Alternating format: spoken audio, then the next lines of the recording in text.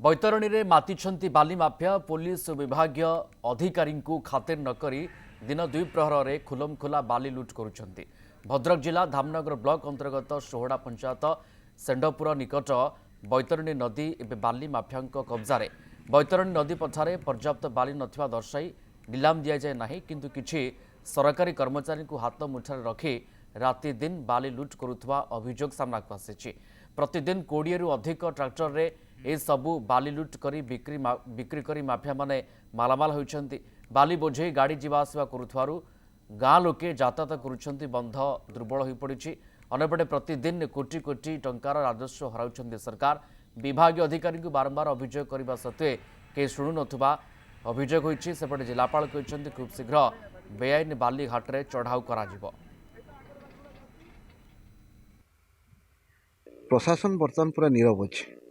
कौन irrigation department कहतु, तहसिलदार कहतु, माइन्स कहतु, एम देखुं समस्ते देखुं किंतु कौन कार्यानुष्ठान ग्रहण कराऊनी। माने मात्र गोटे दुटा गाड़ी की गोटे मसरे कौटी सीज कर छाड़ी दौरान ये व्यवस्था भितर अच्छा। तेणु नई बर्तमान बैतरणी नई कोचुला नई बर्तमान संकटापन्न अवस्था अच्छी। केतल भी गतिपथ परिवर्तन हो पाए, ये हूँ कथा।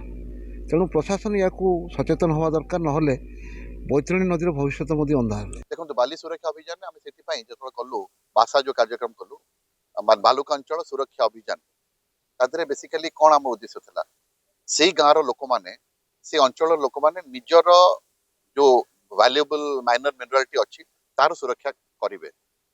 केबे भी किए कंप्लेन करने फर्स्ट टाइम जदि ये आसी निश्चित भाव में मतलब वीडियोटा पठातु आम पुणी डिस्ट्रिक्ट आमर जो डीडीएम अच्छा डिप्टी डायरेक्टर माइंस माने निर्देश देवी से इमिडिएटली तार तदारख करेंगे जे आम तार इनफोर्स करवा।